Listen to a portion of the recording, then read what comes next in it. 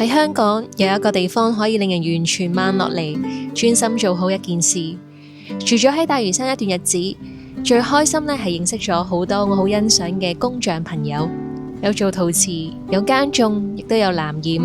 喺香港呢個凡事都追求快同高效率嘅地方，偏偏有一班人選擇逆風而行，喺自己嘅領域默默耕耘多年。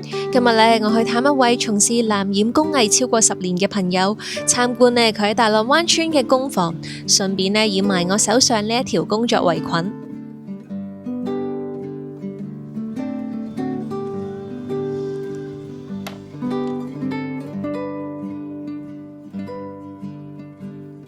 對我嚟講呢，藍染最難嘅地方係圖案嘅邏輯同埋結構啊！每次呢都要溫故而知新，重新記翻起點樣摺疊啦，點樣夾，先至可以染到我自己想要嘅圖案。不過好彩呢，有 Max 喺身邊指導，總算呢揾翻嗰個方法。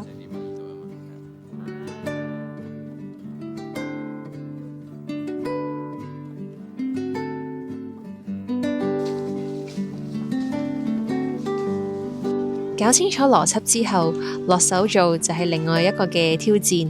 每個步驟都要重複做完又做，極之考驗雙手嘅細緻度同埋堅持。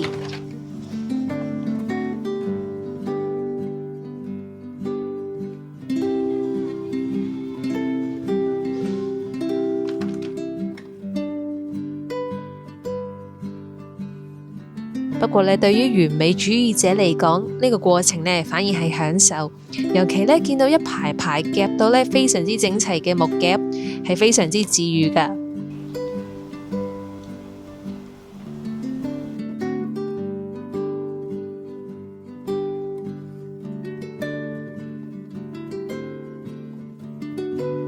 講起呢一排嘅木夾，你哋呢又估唔估到呢啲夾咗嘅地方，最後係會有啲咩圖案出現呢？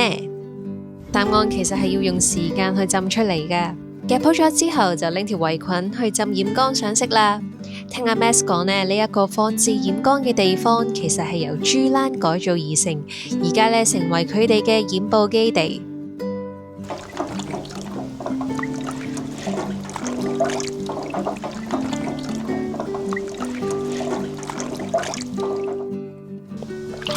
而家染圍裙啦，個圍裙呢係要染4次啊，先至上到我想要嘅色啊。咁而家呢，我就要將我個圍裙呢唔好浮上面啊，因為如果浮咗上面嘅話呢，就會染唔到隻色啦。咁我每一次呢，就要染5分鐘嘅，係啊。而家做嘅動作就係慢慢地等待，等佢慢慢地上色。好啦，終於過咗5分鐘，可以呢拎條圍裙上嚟氧化啦。你會見到呢喺氧化過程入邊呢，塊布呢係會由深綠色呢變成藍色。記得呢係要翻開布入邊嗰啲嘅接邊，先至可以令到呢空氣入到去，先至上到色噶。準備浸第2轉啦，又要繼續等5分鐘。藍染呢係冇得急噶，要不斷重複浸落去，攞上嚟氧化，再浸落去，再氧化。要做好一件事，要做到極致，一定要落手落腳，花時間去浸，冇得偷雞或者行捷徑噶。浸咗4轉，俾阿 Max 檢查合格之後，就可以呢拆夾、拆橡筋。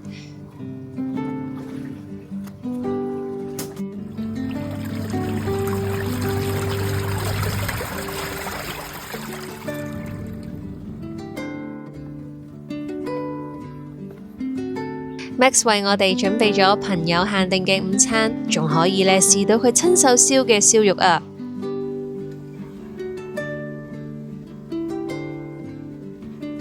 佢話要復刻返以前梅窩名物麥添記用荔枝柴、龍眼柴燒嘅燒肉。我搬去梅窩嘅時候呢，麥添記已經冇做啦，試唔到。不過 Max 嘅燒肉真係好香好脆口啊！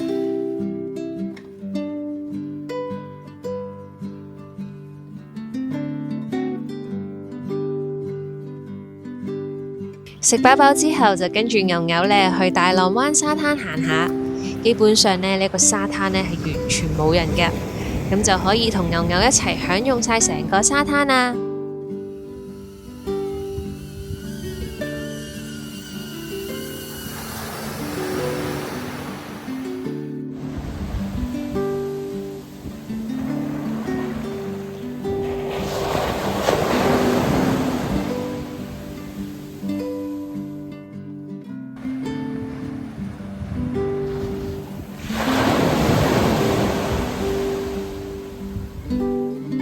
終於洗完啦，係時候咧睇製成品啦！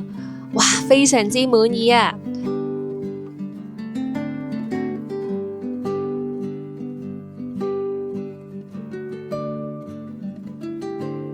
等呢條圍裙晾乾咗之後呢，就大功告成啦！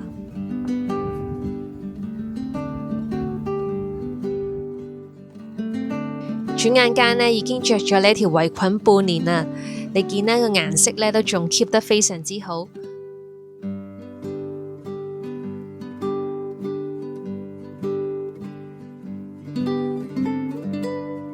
我着住呢條圍裙參加梅窩一間書店叫做種種，佢哋舉辦嘅手作 workshop。每一次呢着上呢條圍裙呢，都好似提醒住我自己啦，個人唔好咁心急，做嘢要一步一步嚟，根要打得穩，底子要厚，就係要好似藍染咁樣一層一層慢慢咁樣浸，先至上到色。今年呢，我俾自己嘅目標就係紮根踏實，落手落腳去做，唔好揾捷徑，去學去試，用時間同埋汗水慢慢累積。我手上呢一束呢係嚟自香蕉假莖嘅纖維，全部都係人手製造㗎。因為呢梅窩呢一度有好多嘅香蕉樹啦，我都想發掘一下香蕉樹嘅唔同用途。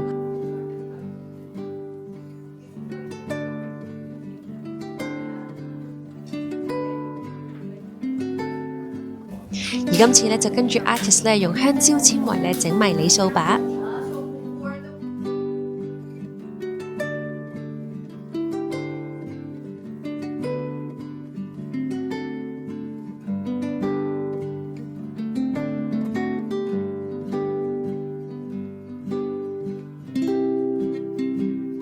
2026年過咗一半啦，我都見到自己嘅努力，咁你呢？